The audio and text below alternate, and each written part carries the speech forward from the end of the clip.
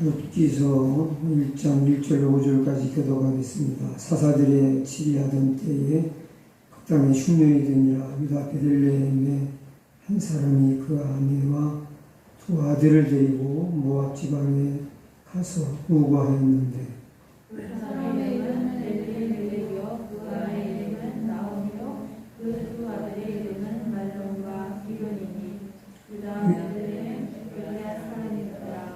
그들이 모압 지방에 들어가서 거기 거하더니 나오미의 남편 엘리멜렉이 죽고 나오미와 그 두 아들이 남았으며 그들은 모압 여자 중에서 아내를 취하였는데 하나의 이름은 오르바요 하나의 이름은 루시더라. 거기 거한 지 10년 즈음에 다 같이 보겠습니다. 말론과 기름 두 사람이 다 죽고 그 여인은 두 아들과 남편 뒤에 남았더라.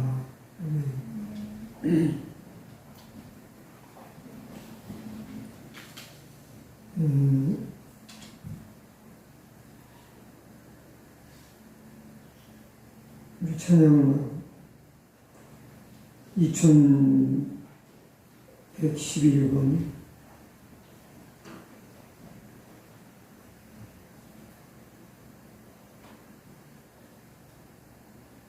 2111점 천성 하겠습니다.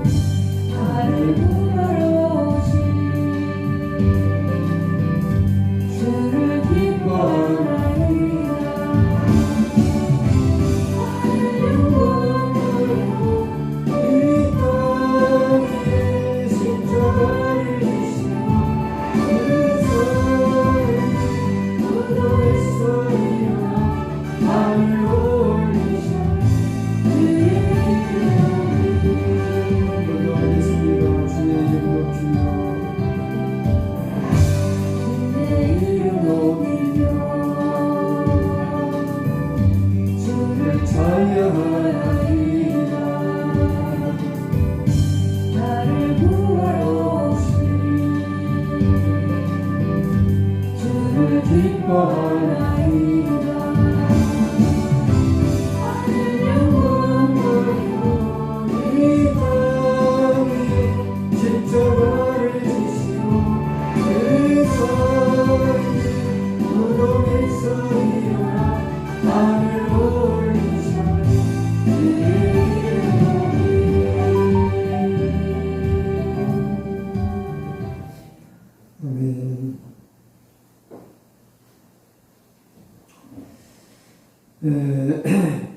우리 룻기서 말씀 한번 다시 읽겠습니다.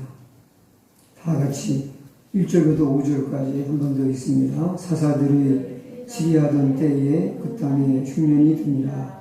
유다 베들레헴의 한 사람이 그 아내 두 모압 지방에 가서 우거하였는데 그 사람의 이름은 엘리멜렉이요 그 아내의 이름은 나오미요 그 두 아들의 이름은 말론과 기론이니 유다 베들레헴 에브라 사람들이더라. 그들이 모압 지방에 들어가서 거기 유하더니 나오미의 남편 엘리멜렉이 죽고 나오미와 그 두 아들이 남았으며 그들은 모압 여자 중에서 아내를 취하였는데 하나의 이름은 오르바요 하나의 이름은 루시더라. 거기 거한 지 10년 즈음에 말론과 기론 두 사람이 다 죽고 그 여인은 두 아들과 남편 뒤에 남았더라. 아멘. 우리 잠시 기도하겠습니다. 우리를 변함없이 사랑하여 주시고 늘 지켜 인도해 주시는 하나님 은혜를 감사합니다. 이밤도 수요 예배로 하나님께 우리의 마음을 모아드리며 경배합니다. 찬양합니다. 예배하는 우리 각자의 마음속에 주님 임재해 주옵소서, 말씀하여 주옵소서. 은혜와 진리 가운데로 저희들 한 사람 한 사람을 인도해 주시길 간절히 기도합니다. 은혜로 권사님 자녀를 통해 주님께 감사와 영광을 돌리게 하옵소서 하며 기도 제목을 담아 임을 드렸습니다. 또 12일주를 구별해 하나님께 감사함으로 드렸습니다. 권사님이 마음과 정성 담아 드리는 귀한임을 기억하여 주시고 축복해 주시기 원합니다. 권사님의 삶을 주의 은혜로 늘 충만하게 하시고 영육간의 강건함으로 축복해 주시고 붙들어 주시기 원하오며 온 가족들을 주의 은혜 가운데 지켜주시되 김석 집사를 축복해 주셔서 그의 사업과 그의 믿음의 삶을 축복해 주시고 주 안에서 가정을 이루어 하나님께 영광을 돌릴 수 있게 해주시기를 간절히 기도합니다. 또 하나님 김용민 선생님에게도 은혜를 베풀어 주셔서 날마다의 생활 속에 동행해 주시고 걸어가신 능력과 안으로 함께 해주시기를 간절히 기도합니다. 주의 종과 여중에 감사함으로 힘을 드리며 예배하오니 하나님 받아주시고 시간도 주의 도구로 종을 사용해 주시기를 간절히 기도합니다. 제아 집사님을 축복해 주시고 이 밤도 주의 말씀으로 축복하여 주시옵소서. 은혜와 진리 가운데 인도해 주시고 하나님이 말씀을 통해 공급하시는 은혜와 능력으로 날마다 승리하게 하시고 하나님과 동의하는 복된 하나님 자녀의 삶을 살아가도록 축복하옵소서. 또 김태길 집사님과 아버지 지성이, 지혜, 지영이 제 자녀들을 축복해 주시기 원합니다. 온 가족들을 주의 은혜 가운데 날마다 지켜주시고 보호하시고 동의하여 주옵소서. 우리 시당교사를 축복해 주시고 날마다 은혜로 지켜주시고 보호하시며 동의하여 주옵소서.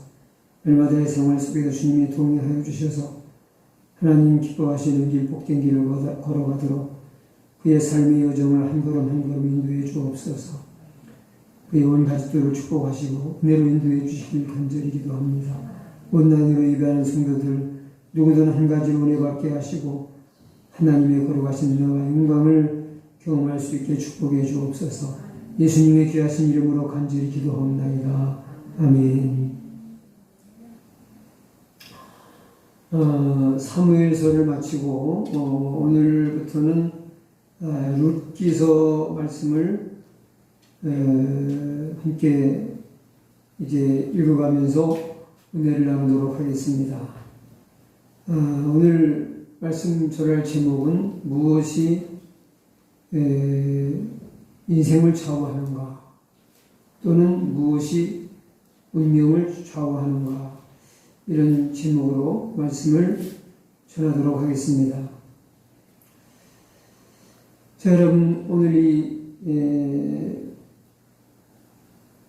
말씀의 제목 무엇이 운명을 좌우하는가 하는 질문에 여러분 어떤 대답을 하실 수 있겠습니까?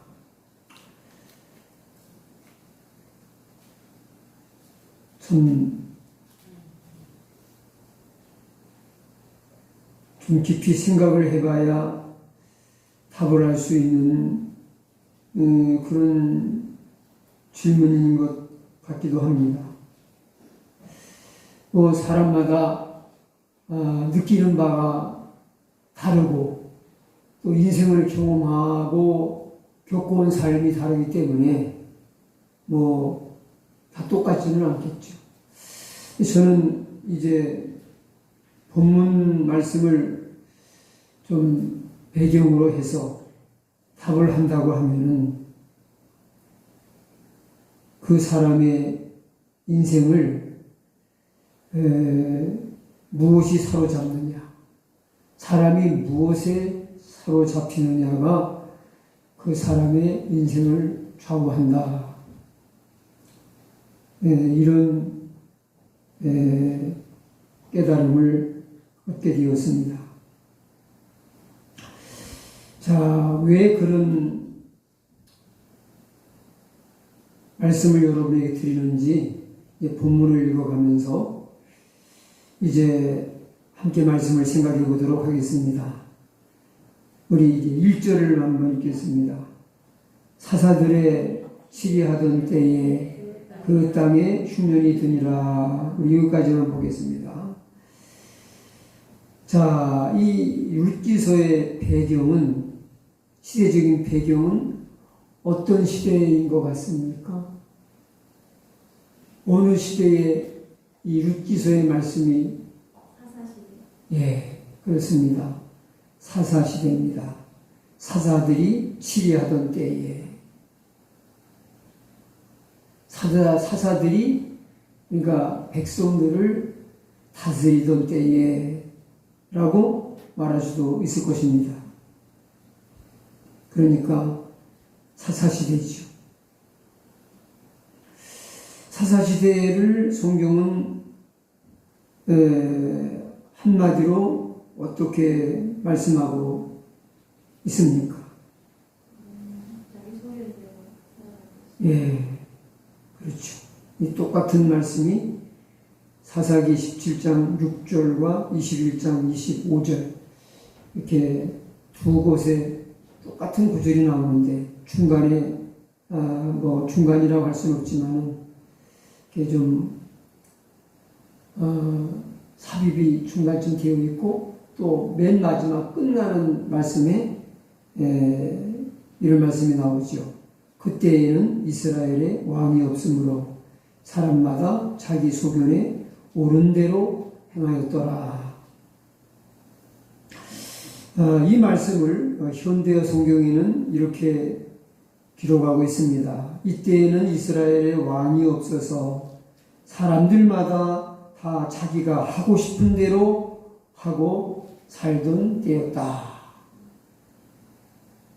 자, 우리가 법도 무시하고 기준도 법도 규칙도 없이 다 각자 하고 싶은 대로 하고 살면은 세상이 어떻게 살만하겠습니까? 세상이 뒤죽박죽 엉망진창이 되겠죠. 우리가 하고 싶은 일도 때로는 공중도덕을 지켜가면서 질서를 지켜가면서 자동차도 하고 싶은 대로 운전하면은 그러지 않아도 사고가 많은데 얼마나 사고가 많이 나겠습니까? 신호도 무시하고 차선도 무시하고 하고 싶은 대로 막 아무데로나 돌진하고 다니는요. 이거 뭐 세상이 난장판이지 않겠습니까?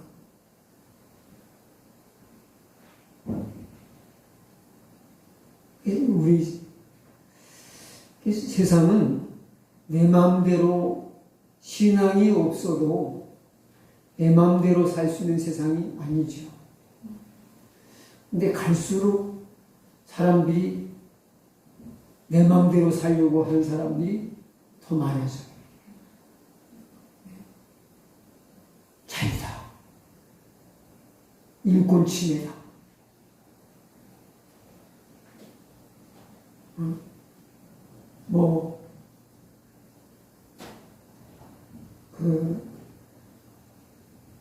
요즘 우리 기독교인에서는 악법으로 보는 무슨 법입니까?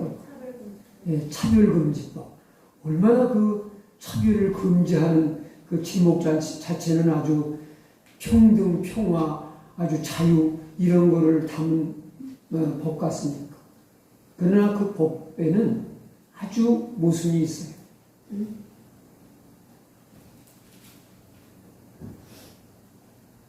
예, 차별을 금지한다면서 또 역차별을 가져올 수 있는 그런 아주 모순된 법을 아주 평등을 가장한 그런 법으로 만들어서 참 하나님이 주신 아주 인류의 기본적인 법까지 어떤 그 하나님의 창조 질서까지 문란하게 하게 하려고 하는 그 아주 악한 마귀의 음모에서 나온 그런 악법이 아주 계속 지금 우리나라의 질서를 위협하고 있습니다. 악한 마귀에게 이용당하는 사람들이 많을수록 참 세상은 지옥 같은 세상이 되고 살기 힘든 세상이 되어가기 때문에 성령의 인도를 받는 사람, 진리의 말씀을 의지해 살아가는 이런 사람들이 많아지게 해야 돼요. 그래서 이 땅에 하나님 말씀이 편만하게 퍼져나갈수록 이 땅은 정말 평화가 강물처럼 흐르는, 자유와 평화가 강물처럼 흐르는 그런 나라가 될 수 있는데, 그건 참 예수님 오시기까지는 우리의 바람일 뿐이지 참 실현되기 어려운 거지만은 그래도 꿈이라도 꾸면서 기도해야 되지 않겠습니까? 그럼 조금이라도 좀 타락되어져 가고 잘못되어지는 것이 좀 지연되지는 않겠는가, 그런 생각을 합니다. 자, 이렇게 사람마다 자기 하고 싶은 대로 하고 사니까, 그러니까 하나님의 백성들에게는 하나님의 말씀이 법인데, 하나님의 법인 하나님 말씀을 무시하고 이제 그렇게 하나님 없이 살아가니까, 이 왕이 없었다는 것은 그건 뭐 말 안 해도 아는 건데 굳이 왕이 없었다는 것을 왜 얘기하느냐?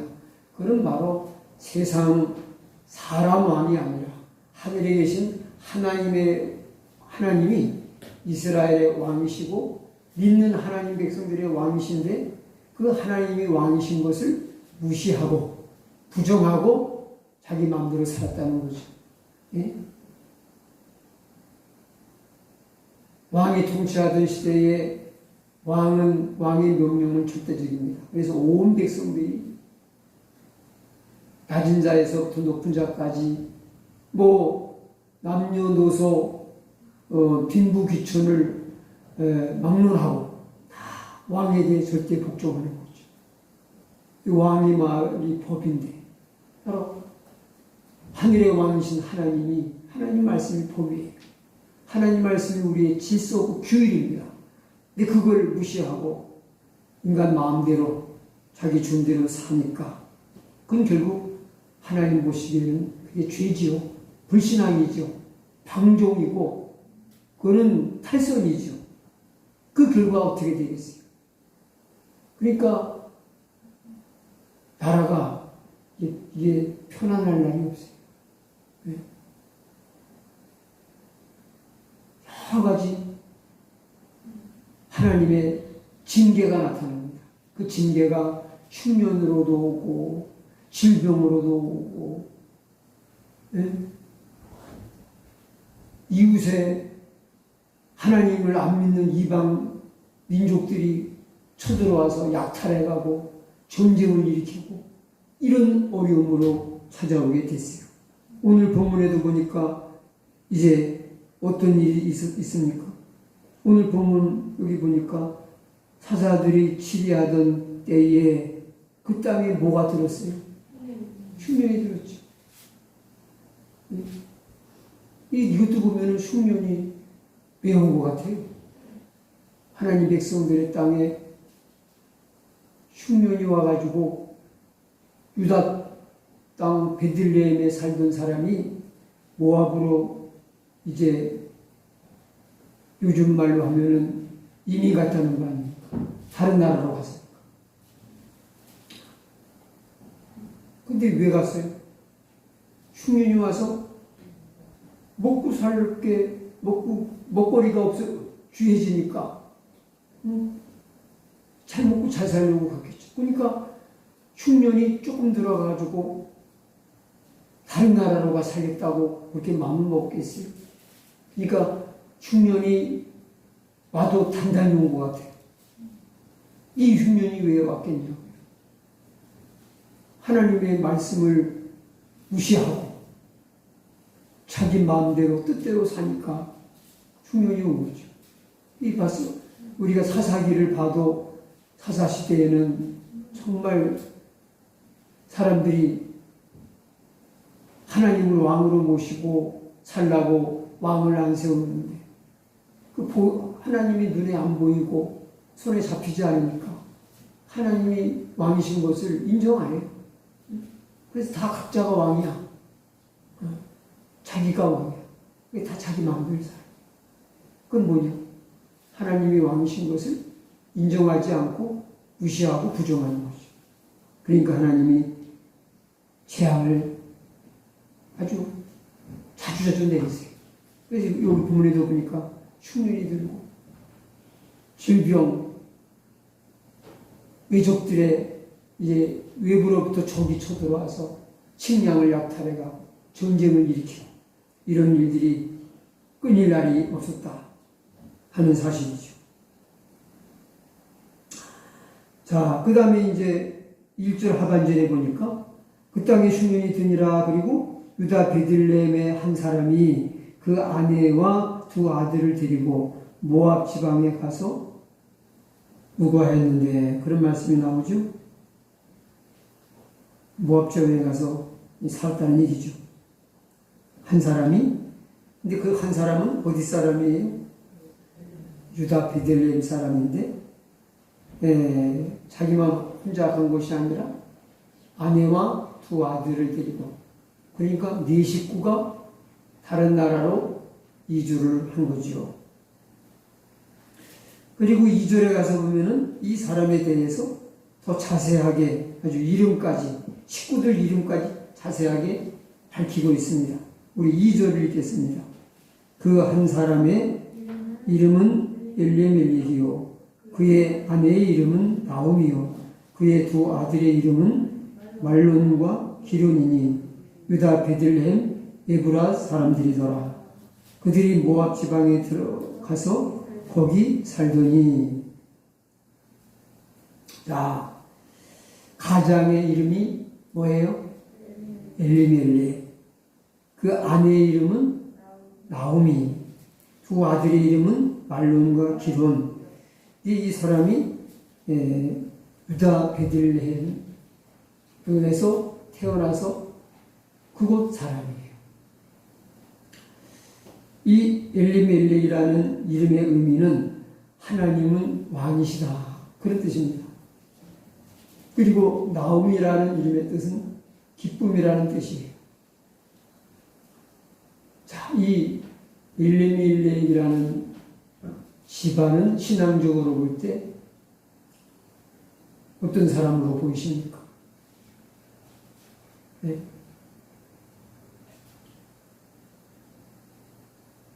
신앙적으로, 신앙적인 배경이 좋은 사람이에요, 나쁜 사람이에요? 네, 신앙적인 배경이 참 좋은 사람입니다. 유다 12지파 중에서 최고의 지파, 하나님께로부터 가장 큰 축복을 받은 지파가 무슨 지파예요? 유다 지파죠. 이 사람은 분명 유다 사람이고 베들레헴 사람임을 볼 때 유다 지파 사람이었을 것이고, 그리고 그 사람이 사는 동네가 어떤 동네입니까? 베들레헴이. 네. 그러니까 이스라엘 땅은 하나님의 아들 메시아 그리스도가 오실 땅이면서도 다 이 전체에 오시는 것이 아니라 베들레헴에 오시기로 약속이 됐잖아요. 그래서 우리가 성탄절에 들에서 양을 치던 목자들이 그 예레미야서를 이렇게 통해서 추측해 볼 때 이 사람들이 레갑 자손으로 그 베들레헴을 떠나지 않고 산 이유가 그곳에 메시아가 오신다는 것을 믿고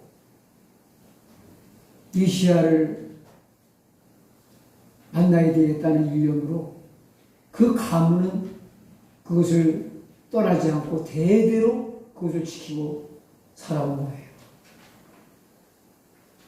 실제 가서 보면은 그렇게 비옥하고 귀염진 땅이라고 볼 수는 없어요. 척박한 땅입니다.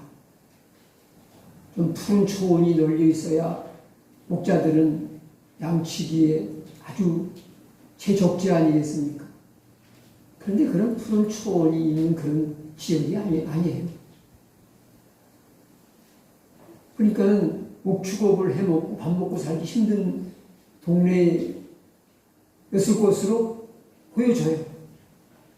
근데 그것을 왜 안 떠나요? 응? 안 떠나는 이유는 메시아를 맞이해야 되니까 안 떠나요. 그러니까 어떤 사람은 그것을 대대로 지키고 있는데 이 사람은 그것을 떠나요. 축복의 땅을 떠나요. 약속의 땅을 떠나요.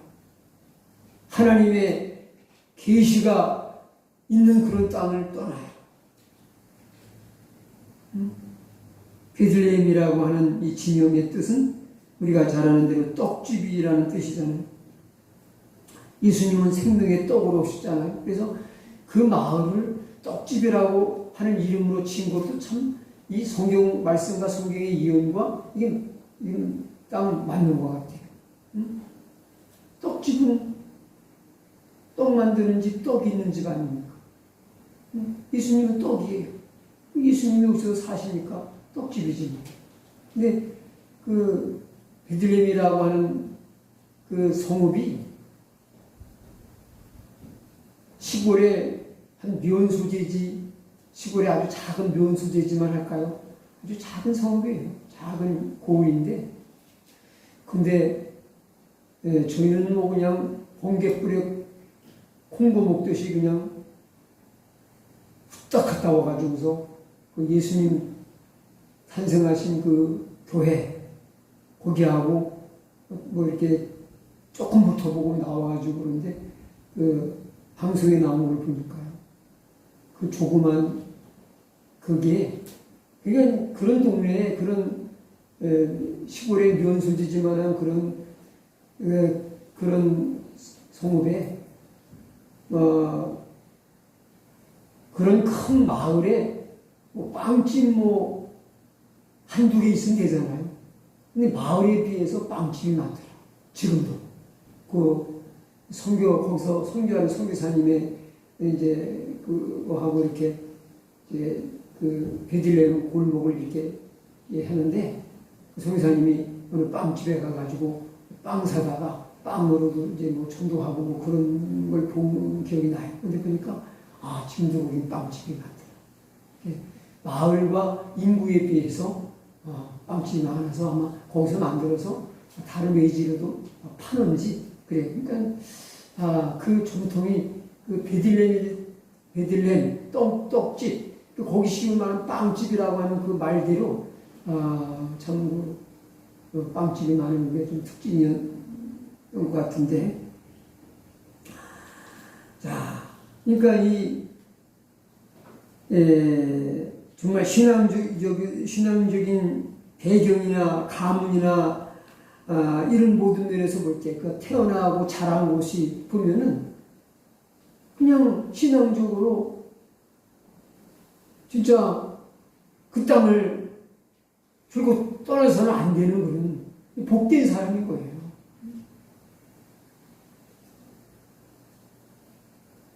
그런데 이 엘리멜렉이 왜 베들레헴을 떠났을까요?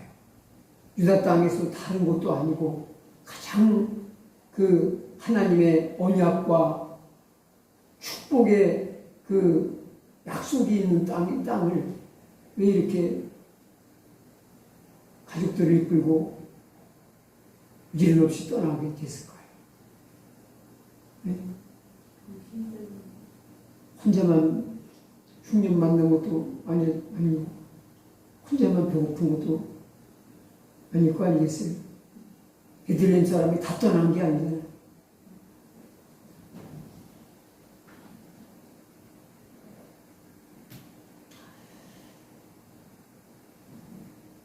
그러니까 우리 여기서 느끼시는 게 뭡니까?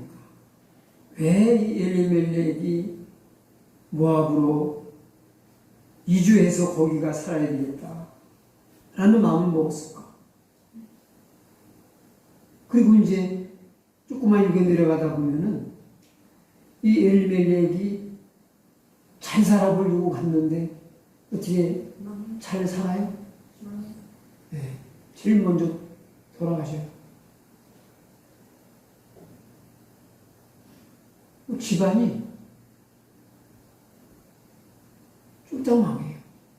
나중에 이제 1장 후반부에 가서 보면은 나오미가 그래요. 풍족한 상태로 나갔는데 많이 짜증머지고 나갔나 봐요. 풍족하게 나갔다가 비어서 돌아왔다. 그래요, 비어서.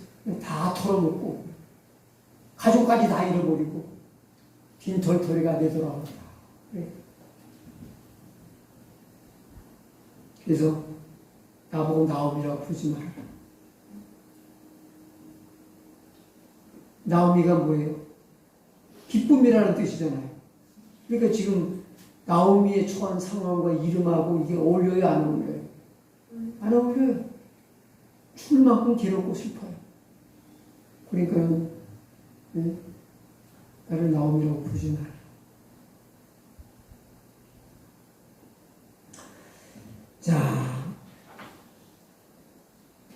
자는 거예요. 아까 말씀 제목이 뭐예요? 무엇이 우리의 인생을 좌우하는가? 무엇이 우리의 운명을 좌우하는가? 그것은 사람이 무엇에 사로잡히느냐에 달렸다. 근데 이 엘리멜렉은 어려운 현실 상황에 사로잡혔던 것 같아요.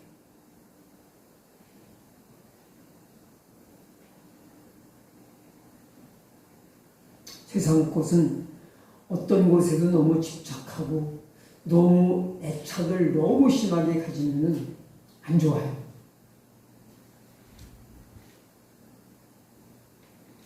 근데 우리가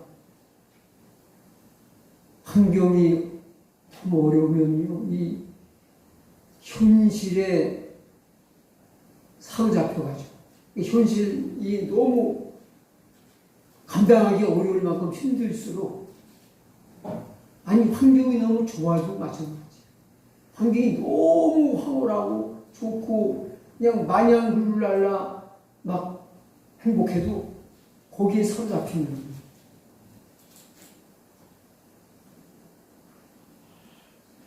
세월 가는 줄 모르죠. 지금 자기 앞에 무슨 일이 닥칠 것도 모르죠. 보면은요, 제국이 망하는 것도 보면은요, 우리 성경에 나오지만은 다니엘서 공부할 때 그 바벨론의 수산성이 붕괴될 때 뭐 하다가 망했어요? 뭐 하는 날 망합니까?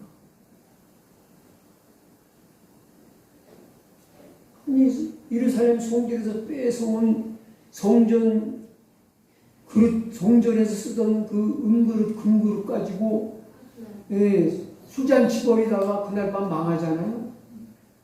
근데 역사에 보면요,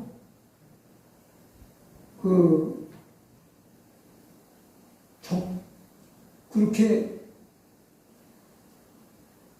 자기 목숨이 지금 경각간에 달린 것도 모르고 중에 취해 있고 아주 신나게 놀다가 망한 경우가 많아요. 왜 그런가 하면 적들이 그런 때를 스파이를 보내서 노리다가 그런 날 DD를 잡는 거예요. 이때 공격하자. 그러니까 우리의 저 원수 마귀는요, 우리가 너무 하는 일마다 잘 풀리고 잘 돼가지고 막 그냥 행복에 겨워서 막 그냥 진짜 그러면 하나님의 음성도 안 들리고 육체적으로는 좋지만 영적으로는 무뎌져가지고 기도하는 것도 잊어버리고 예배도 잊어버리고 뭐 여러분들도 너무 세상 일이 잘 돼가지고 막 그냥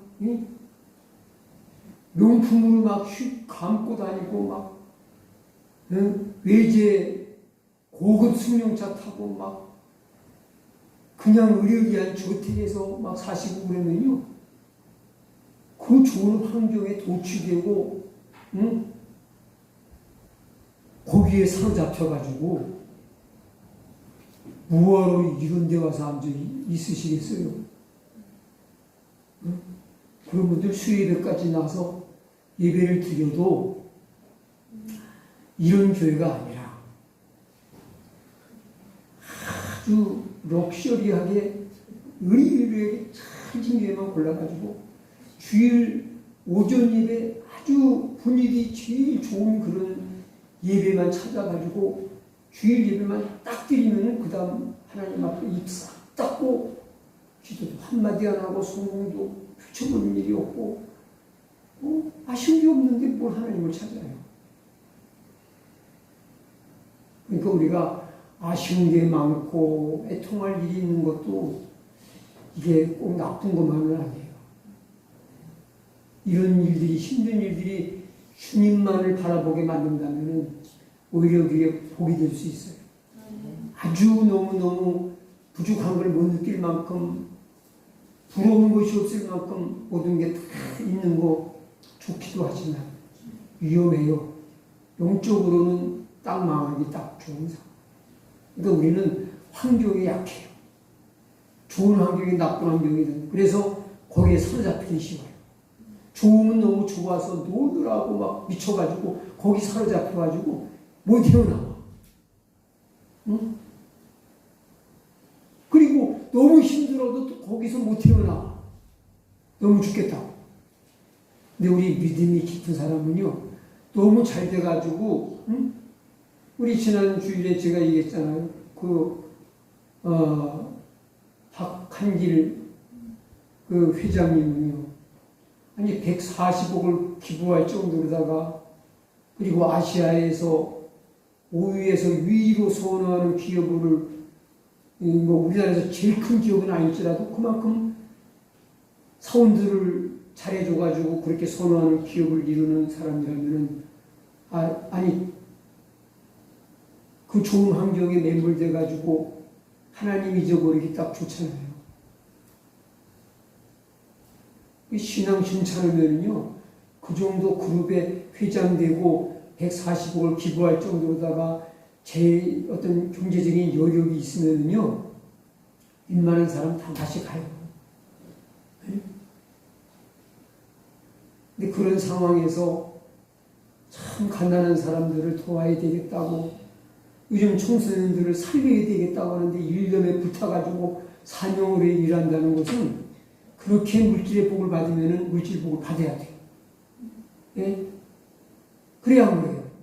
난 그런 기업가들이 우리 한국에 많이 일어나고 여러분들이 그 중에 하나가 됐으면 좋겠어. 예? 그러기가 쉽지가 않다니까요, 사람이. 그리고 사람이 또 너무 힘들어도 하나님께 나오는 게 아니라 원망하고 입을 쓰고 드러넣어가지고 우울증 걸려서 중내산에 그래요. 그러니까 이 사람이 뭐냐. 이게 계속 흉년 드는 걸 보니까 여기서는 못 살 것 같은 거예요. 네? 그러니까 그게 뭐 인간적인 생각이죠. 하나님이 자기 백성을 설마 다 굶어 죽이시겠어요? 그러니까 하나님께 대한 믿음보다는 현실 상황만 보니까 막막한 거예요. 길이 안 보이는 거예요. 살 길은 여기를 떠나서 흉년이 없는 모압으로 가는 게 살 길이라고 여겨지는 거예요. 그런데 하나님의 백성은 하나님을 떠나면 하나님이 계신 곳에서 흉년을 만나도 죽지는 않아요. 그러나 하나님을 떠나면 아주 죽어요. 이 사람은 살려고 갔다가 아주 죽지요. 가장이 돼가지고 가족 이끌고 가가지고 자기만 죽은 게 아니라 두 자녀도 죽죠. 재산 다 털어먹죠. 다 잃고 빈털들이 돼가지고 오니까 자기는 뭐 유골이 돌아오지도 못하고 이방 땅에 묻혀요. 이 참 얼마나 큰 비극입니까? 한번 3절부터 또 봅시다. 나오미의 남편 엘리멜렉이 죽고 나오미와 그 두 아들이 남았으며 그들은 모압 여자 중에서 아내를 취하였는데, 그 다음에 이제 여기 3절에 보면은 나오미의 남편 엘리멜렉이 죽어요.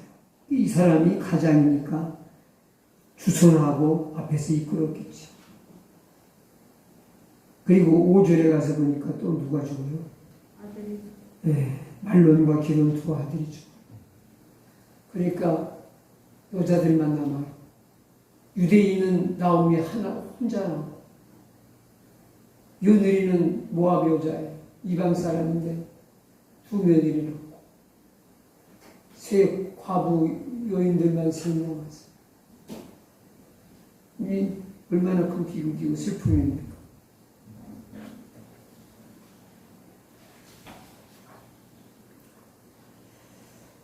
그러니까 우리가 살다가 너무 견디기 어려운 상황을 만나도 너무 그 현실 상황에 매이지는 말자. 거기에 함몰되지는 말자. 벗어나야 돼요. 벗어나야 돼요. 수단 방법 가리지 말고 벗어나되 기도하면서 벗어나야 돼요. 기도하면서 그럴수록 더 기도하고 그냥 눈을 감고 현실을 보지 마라. 눈을 감고 하나님만 바라보고 하나님께 건져달라고 보내달라고. 어떤 목사님이 그런 말씀 하시더라고요. 예루살렘 입성, 예수님이 나귀 입성 가실 때에 그 이스라엘 백성들이 종려나무 가지를 들고 환호하면서 외쳤던 소리가 뭐예요? 호산나, 호산나. 주의 이름으로 오시는 이 호산나고 그러죠. 호산나라는 것은 우리를 구원하소서라는 그런 의미잖아요. 근데 성경 시편을 봐도요, 다윗이 구원하소서라는 그런 기도와 고백을 많이 올려요. 다윗은 이미 하나님을 믿는 하나님의 자녀고 하나님 백성이고 기름 부음 까지 받은 사람이잖아요. 근데 구원을 한 번 받지 뭐 계속 받아요. 구원하소서. 그리고 호산나 호산나 구원하소서 구원하소서. 성경에는 우리를 구원하소서 라는 그런 외침이 그런 기록이 많아요. 사실은요, 우리의 영혼이 구원받는 것은 한 번의 일로 끝나지만 매일매일의 삶이 우리에게 사단의 시험이고 세상은 험하고 우리는 약하기 때문에 하루하루의 삶에 하나님의 구원의 은혜가 날마다 필요한 거예요. 우리를 죄악에서 구원하소서. 우리를 유혹에서 구원하소서. 이 구원의 은혜는 이것은 뭐예요? 삶의 구원이죠. 삶의 구원. 이 시험 많은 세상에서 오늘 하루도 하나님이 구원해달라는 건 뭐예요? 지켜 보호하시고 안전하게 승리의 길로 인도해달라는 기도가 아니겠습니까? 이 기도는 우리에게 날마다 반복해야 될 기도고 또 우리에게 누구에게나 필요한 기도라는 것을 믿으시길 바랍니다. 엘리멜렉의 가정의 비극의 원인이 뭔 것 같습니다. 네? 아까 얘기한 대로요. 현실 상황에 사로잡혔기 때문에 그래요. 그 현실 상황에 사로잡혀서 온 마음과 정신이 거기 함몰돼 있으면요, 기도가 안 돼요. 기도가 안 돼요. 긍정적이고 좋은 생각이 떠오르지가 않아요. 복된 생각, 창조적인 생각이 떠오르지가 않아요. 이 마귀는 쓸데없는 일에 집착하게 만들고 거기 사로잡히게 만들어요. 유수 시간마다 그 지하철 그 직원이 살해를 당한 일이 있었죠. 여직원이요. 신당역인가요? 거기서 있었는데 그 살해범이 뭐냐? 한 여인에게 집착을 하는데 상대방은 그걸 안 받아주니까 그게 그리고 살인으로 이어져서 자기가 집착하던 여인도 죽음으로 몰고 자신도 이제 인생 망친 거 아니에요? 젊은 사람, 30대에 인생 망친 거 아니에요? 그러니까 마귀는 뭐냐? 마귀 짓이죠. 결국은 그런 사람을 죽이는 그 배후에는요, 사람은 못 보고 못 느끼지만은 살인자 마귀가 꼭 개입을 하게 돼 있어요. 그러니까 사람을 마귀의 전략 중에 하나가 뭐냐면은 포기를 못하게, 포기를 해야 되는 일을 포기를 못하게, 집착하게 만들어요. 세상 곳에는 어떤 것에도 너무 집착하면 안 돼요. 마음과 혼까지 몽땅 뺏기면 안 돼요.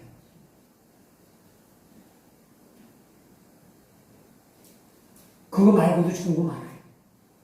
이거 아니면 죽겠다? 아니에요. 그거 없이도 살아요. 아주 틀려요. 세상에 있는 거 여기서 나 저거 없으면 나 저 사람 없으면 죽어. 그 사람 없다고 죽어요? 안 죽어요.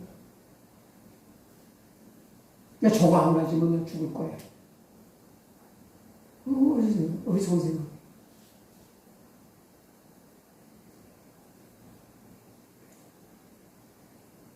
현실 생활에, 현실 상황에 사로잡히고 매몰이 되니까 사리 판단이 안 돼요.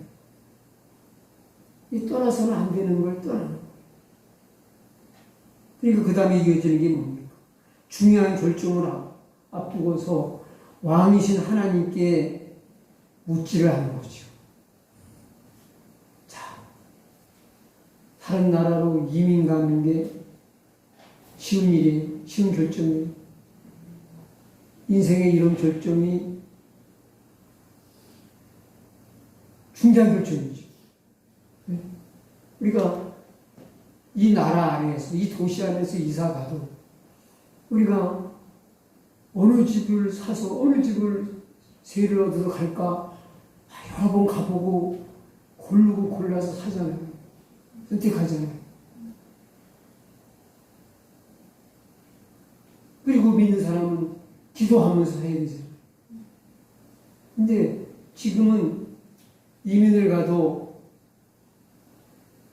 안전하죠. 수교 관계가 돼 있고 서로가 이게 보호를 해주니까. 근데 이 당시에는 그런 게 있어요? 없어요. 약하면 서로다가 물고 뜯고 싸우고 죽이고 뺏고 그런 시대예요. 그게 얼마나 위험해요. 중요한 일이에요. 응? 어찌 보면 목숨을 담보하고 하는 일일 수도 있어요. 그런데 그런 일을 결정하는데도 기도했다는 말이 없잖아요. 응? 기도했다는 말이 없어요. 하나님, 모압으로 이사가도 될까요? 물었다는 말이 없어요. 이게 결정적인 실패의 원인이죠. 여러분들은 죽은 일이든 큰 일이든 하나님께 꼭 묻고 하시기 바랍니다. 아멘. 사울왕의 결정적인 실수가 뭡니까? 네. 사울왕의 결정적인 실패의 원인도 역대상 10장 14절에 보니까 여호와께 묻지 아니하였으므로 여호와께서 그를 죽이시고, 여기서 말하는 그는 사울을 말하는 거예요. 이 교만하니까, 하나님을 하나님으로 인정을 안 하니까 안 물어요. 자기 마음대로 하는 거예요. 하나님이 말씀하세요. 여호와 하나님이 계신데 왕이신 하나님께 신하 중에 지가 왕이라고 착각하는 거죠. 다윗은 하나님이 왕이신 것을 인정하고 고백을 해요. 사울은 지가 진짜 왕인 줄 알아요. 진짜 왕은 하늘에 계신 하나님이 왕이신데 자기는 신하인데, 신하의 도리는 왕에게 묻고 그 말씀을, 그 명령을 따라서 행동해야 되는데 안 물어요. 하나님이 죽으셨다, 망하게 하셨다. 그리고 다윗에게 그 나라를 넘겨주셨다고 말씀하고 있습니다. 그 다음에 여호수아가 훌륭한 믿음의 사람이지만 여호수아도 그런 실수를 했어요. 아이성의 전투에서 패배를 하죠. 아이성은 여리고성에 비해서 아주 작은 성이고 약한 성이었어요. 근데 그 견고한 여리고성을 쉽게 정복하고 나니까 자신만만한 거죠. 어떻게 보면 아간의 범죄로 인해서 패배했다고 하지만은, 그러나 아간의 범죄가 패배의 근본 원인은 아니에요. 하나님께 여호수아가 묻고 전쟁했다면은, 전쟁하기 전에 하나님은 아간의 범죄부터 해결하고 전쟁해라고 했을 거예요. 그랬겠어요, 안 그랬겠어요? 네? 그래, 안 그래요? 전쟁 어떻게 할까요? 하고 묻는데 그냥 하라고 그랬겠어요? 전쟁의 장애가 되는 아간의 죄부터 청산하고 전쟁하라고 하시지 않았겠습니까? 그건 전쟁이 이기는 거예요. 그러니까 아간의 범죄 때문에 아이성 패배했다. 그건 틀린 말이에요. 진짜 원인은 뭐예요? 하나님께 안 묻고 전쟁한 거예요. 작다고 약보고 기도도 안 한 거예요. 아니에요. 큰 일만 기도하는 게 아니라 작은 일도 기도해야 된다는 걸 보여주고 있는 거예요. 아멘? 그 다음에 또 뭡니까? 그 다음에 기브온 사람들하고 그 조약을 맺은 것도 뭐예요?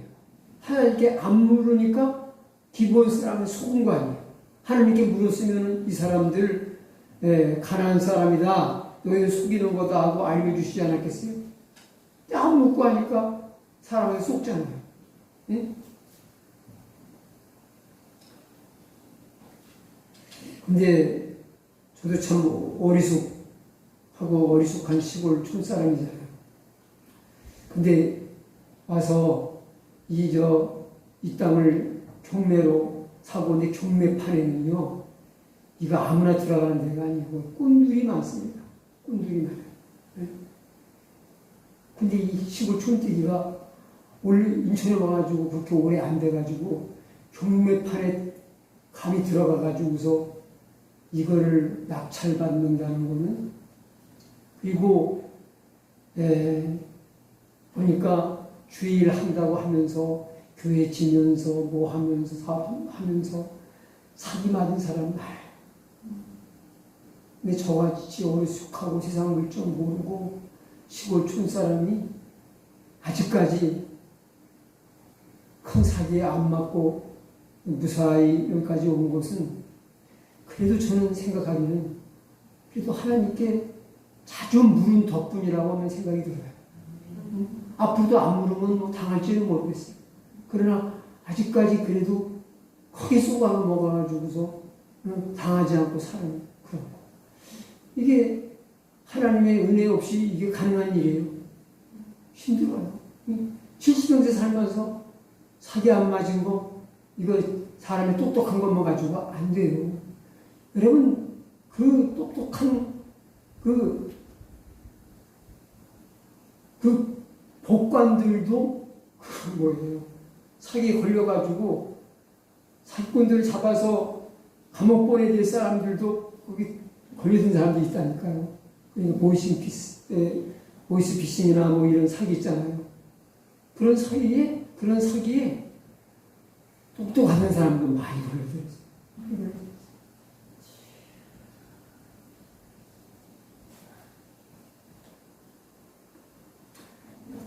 그거 가지고 안 돼요. 그래서 저는 제가 똑똑해서 그냥 오늘까지 무사히 살았다고 생각해요. 물으니까 하나님께서 이거는 하면 안 되겠다고 하는 거를 저도 보이싱피싱에 대해서 여러 번 왔어요. 여러 번 왔는데 제가 모르지고 제가 나이도 많은 사람이 그걸 분별하겠어요. 근데 마음속에 이거는 궁금하지만 눌러서 그걸 열으면 안 되겠다는 생각이 들더라고요. 그래서 일단은 열지 않고 누르면은 그게 잘못되다는 거예요. 나중에 알고 보니까. 이제 이렇게 본인에게 알아보니까 내가 누를 수밖에 없는 그런 아주 어떻게 알았는지 참 교묘해요. 참 그런 그러니까 사기치는 사람. 그래서 남 힘들게 모은 돈을 갈취해가는 이런 사기치는 사람이나 살인하는 사람들 속에는 반드시 악령이 역사하는 게 맞아요. 왜냐하면 어떻게 그렇게 진짜 귀신같이 귀신이 알려주지 않고는 그렇게 알 수가 없어요. 열어보면은 딱 맞을 것 같은 그런 걸 딱 보낸다 이 말이에요. 그런 문자를. 그러니까 열어보는 거죠. 다. 아무리 똑똑이라도 열어보는 거예요. 상황하고 딱 맞는 걸 보내니까. 그러니까 이게 귀신의 역사가 아니고는 사람의 지혜로는 할 수 없는 일이다. 얼도 모르고 아무것도 모르는 무작위로다가 보내는 걸 어떻게 그 사람하고 상황에 딱 맞는 문자를 보내냐 이거예요. 신기하잖아요. 나는 신기해. 아니 그 사람은 얼굴도 모르고 아무도 모르는데 그 사람하고 딱 맞는 상황이 뭐죠? 어떻게 보내냐 이거예요. 그것만 하고 이제 끝내야 될 시간이니까.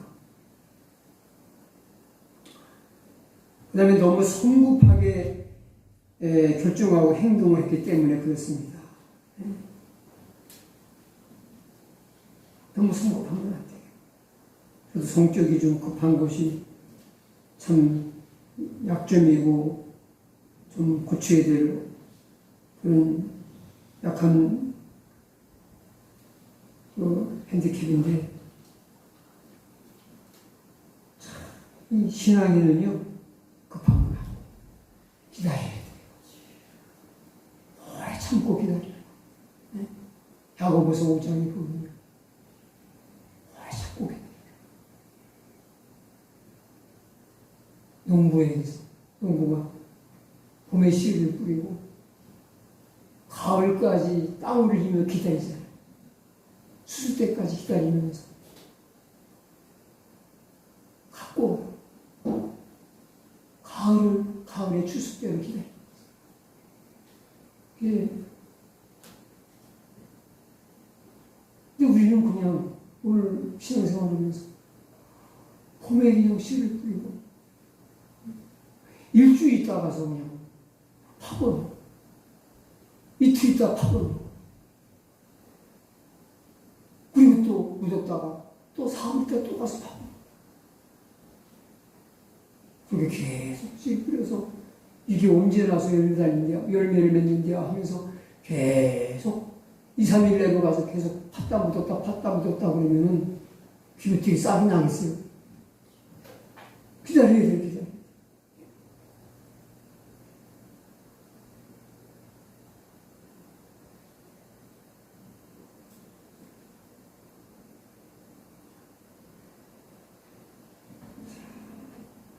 아무리 급해도 기다리는 사람이 하나님의 응답을 받습니다. 기도 응답도 오래 기다리며 꾸준히 기도하는 사람이 받게 됩니다. 마지막 거기에 우리 4절을 보면은 4절을 한번 읽으시죠. 4절 그들은 모압 여자 중에서 아내를 취하였는데 하나의 이름은 우르바요 하나의 이름은 루시다. 거기 거한 지 10년쯤 후에 요 말씀 안에 5절까지 말씀이 거의 슬픈 이야기예요. 후회스러운, 참 남이 봐도 후회스러운 결정에 비극적인 결말이에요. 4절 안에 소망이 담겨 있습니다. 뭐가 소망일까요? 소망의 그루터기가 남아